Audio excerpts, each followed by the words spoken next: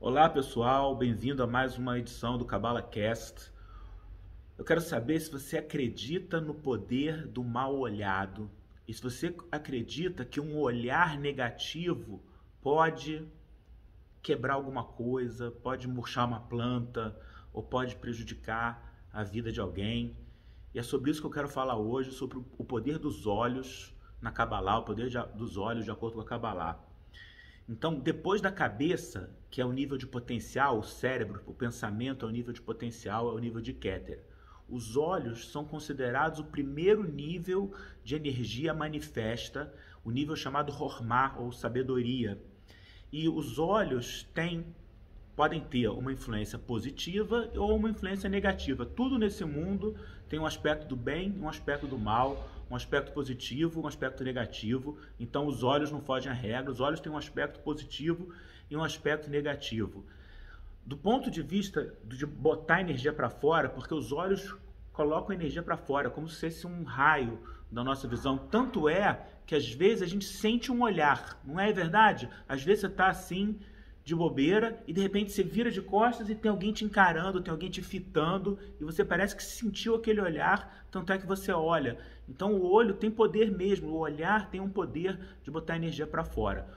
O poder positivo, o lado positivo desse poder é olhar para as pessoas com bondade, é transmitir bondade pelos olhos, e é considerado na Cabala que a matriarca Raquel é o maior exemplo disso. A matriarca Raquel transmitia bondade pelos olhos, transmitia compaixão pelos olhos, quer dizer, é ver a dor de uma pessoa e sentir misericórdia, sentir compaixão, querer poder ajudar, querer o bem da pessoa, e os olhos podem ser um canal de transmitir energia positiva. O negativo, o oposto disso, é sentir alegria pela dor de alguém ou sentir dor pela alegria de alguém, pela realização de alguém, pelo sucesso de alguém, pela felicidade do outro. Sentir dor pela alegria de alguém, a pessoa está sofrendo e a pessoa está olhando, sabe? Que nem filme, aquele vilão do filme que está vendo a pessoa sofrer e está gostando daquilo. Existe um lado negativo nosso que às vezes sente alegria pelo sofrimento dos outros. Um grande exemplo disso, com todo respeito, é a torcida de futebol. Na torcida de futebol, a pessoa não só torce para o seu time, ele torce para o outro time da sua cidade perder, e quando o time da sua cidade perde, aqui no Brasil é assim, né? Que bom que ele está sofrendo. A pessoa torce para ver o outro sofrer, e isso é uma energia negativa. Claro que esse é um exemplo não tão drástico, mas é uma energia negativa sentir alegria pela dor de alguém. E a outra é sentir dor pela felicidade de alguém. A pessoa teve uma realização, a pessoa ganhou uma promoção, a pessoa ganhou um prêmio, a pessoa está bonita, a pessoa está bem, e a pessoa sente dor, a pessoa sente aquele rancor, sente aquela inveja. Isso do ponto de vista de colocar para fora. Do ponto de vista do olhar como uma ferramenta dos sentidos, tem coisas que você de olhar vai melhorar o teu estado de espírito. Por exemplo, sei lá, vou dar um exemplo pessoal, se eu vejo uma foto do meu filho sorrindo, na mesma hora isso vai me dar uma alegria. A foto de uma criança, a foto de um neném, a foto da pessoa que a gente ama, já coloca a gente para cima. Então ver coisas boas muda o nosso estado de espírito para cima, mas ver coisas negativas mudam o estado de espírito para baixo. Cada um pode pensar na sua vida o que é uma coisa negativa que te puxa para baixo e que suga energia, e que é melhor nem olhar, é melhor desviar o olhar. Para que ver isso? Por exemplo, cenas de violência, violência gratuita, ou violência, ver alguém, sei lá, sofrendo, levando um tiro, ou atropelado. Não, é claro que eu não devo me furtar a olhar se for para ajudar e se for para beneficiar alguém, mas só de olhar por um prazer assim negativo é melhor não olhar, porque aquilo vai me puxar para baixo. Então tem certas coisas que a gente tem um livre-arbítrio na visão, a gente tem um livre-arbítrio do que a gente olha, e tem coisas que é melhor desviar o olhar, porque depois que a gente olhou, entra no computador central, entra no cérebro, e aquilo nos afeta, aquilo fica voltando. Imagina que você vê uma cena, aquilo fica voltando, aquilo fica na tua cabeça, aquilo fica te influenciando. Então o olhar pode mudar o estado de espírito, e a gente tem que escolher bem para que a gente olha. Agora, voltando ao assunto de sentir dor por alguém ter alguma coisa e eu não, ou por alguém ter realizado alguma realização e eu não. É o conceito da inveja. O que é inveja?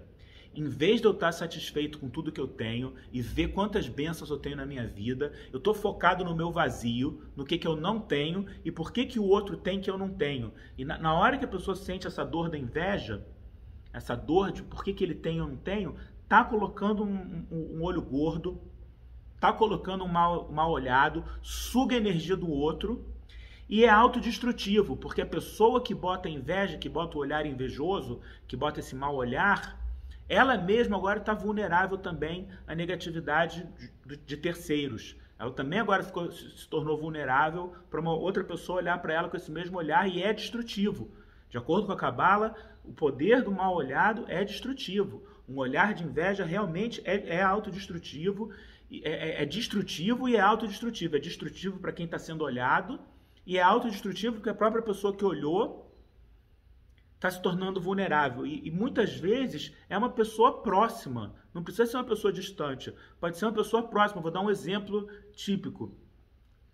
Não é por mal, não estou falando que é uma má pessoa. Ninguém aqui, na história que eu vou contar, ninguém é uma má pessoa. Mas imagina que são duas irmãs, que uma delas está tendo muita dificuldade para ter filhos, e não conseguiu ter filhos ainda, e a outra tem filhos lindos.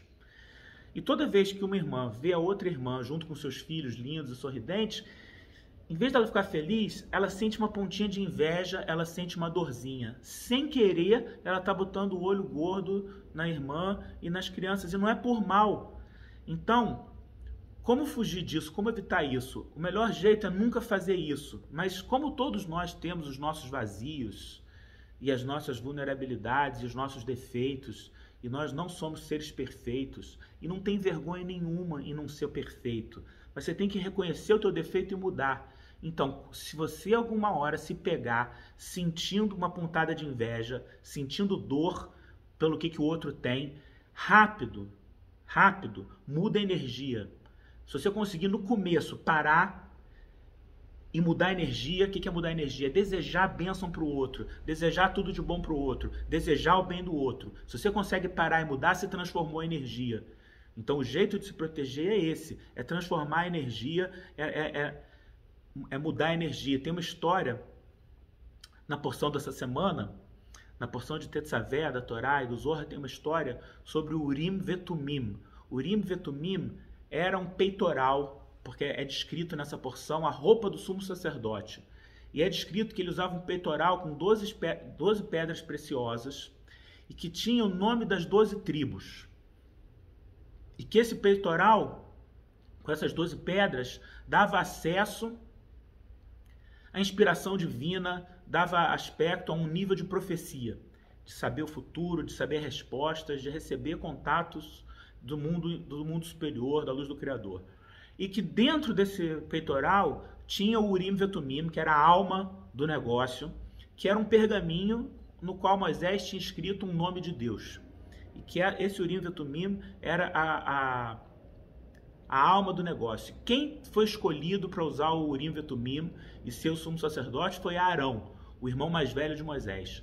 Por que Arão foi escolhido? Por que Arão teve o mérito de ter essa inspiração divina e essa conexão com os mundos superiores? Porque está escrito que quando Moisés foi escolhido pelo Criador para ser o líder dos israelitas, Moisés ficou uma semana discutindo com o Criador que ele não queria ser o líder e ele deu diferentes alegações porque que ele não era a pessoa escolhida, adequada para ser escolhida para ser o líder. E uma das alegações de Moisés é que até então o líder era o irmão mais velho dele, Arão.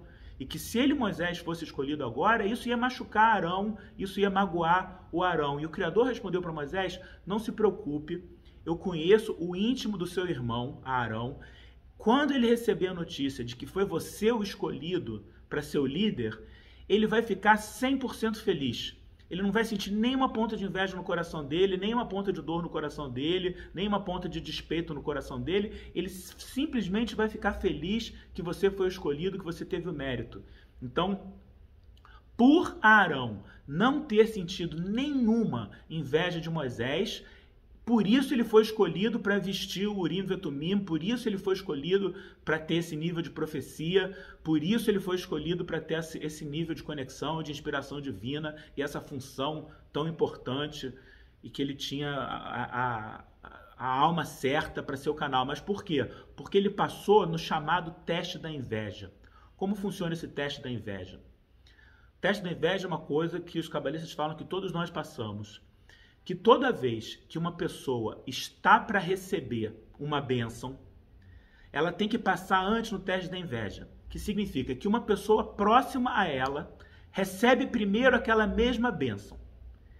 Se a pessoa sentir inveja da outra que recebeu a bênção, ela bloqueia a sua própria bênção, ela deixa de receber sua própria bênção. Mas se ela ficar feliz pelo sucesso do outro, pela coisa boa que veio para o outro, aí ela mereceu receber a sua coisa que já estava para vir mesmo. Mas ela primeiro passa no teste da inveja. Então, se a gente entende isso, a gente tem que ter medo de sentir inveja. Uma pessoa que sente inveja cria um bloqueio. No caso de Arão, ele foi testado para ele poder merecer receber o nível de profecia. Antes, o irmão mais novo dele, Moisés, recebeu o nível de profecia. Ele não sentiu inveja, ele se sentiu totalmente feliz. E por isso ele se tornou possibilitado, se tornou o candidato certo para receber o nível de profecia também.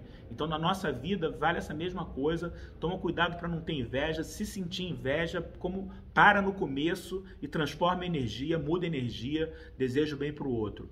Outra coisa, do ponto de vista da vítima, do ponto de vista da pessoa que está recebendo o olho gordo, o que é para fazer?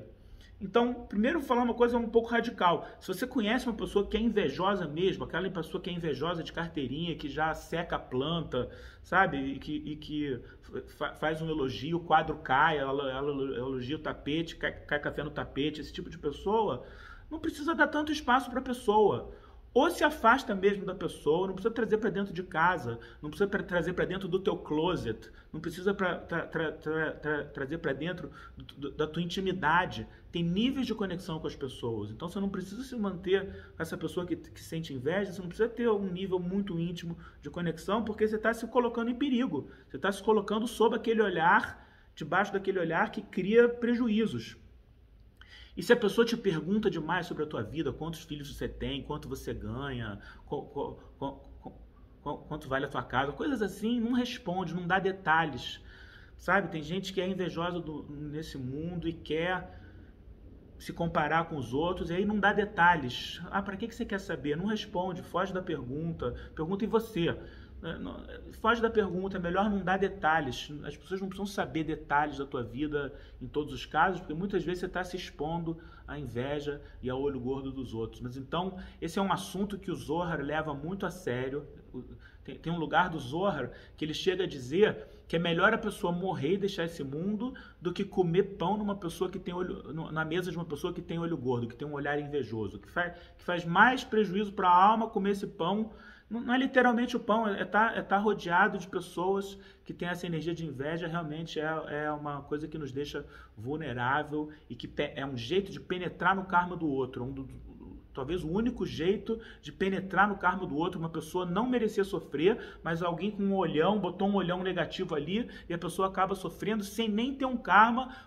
Qual foi a causa? Olho gordo, um mal olhado. Então esse é um assunto que a gente leva muito a sério na Cabala, toma muito cuidado, mas de novo, o principal cuidado é não sentir inveja e não colocar olho gordo. E se você sentir que está fazendo isso, que está sentindo uma pontada de dor pelo sucesso e pela felicidade do outro, rapidamente inverte a energia, pega no começo, quando estiver acontecendo, não tem vergonha nenhuma, mas muda a energia, deseja a bênção para o outro. Então eu desejo para todos nós uma semana cheia de bênçãos, cheia de sucesso e abundância. Amém.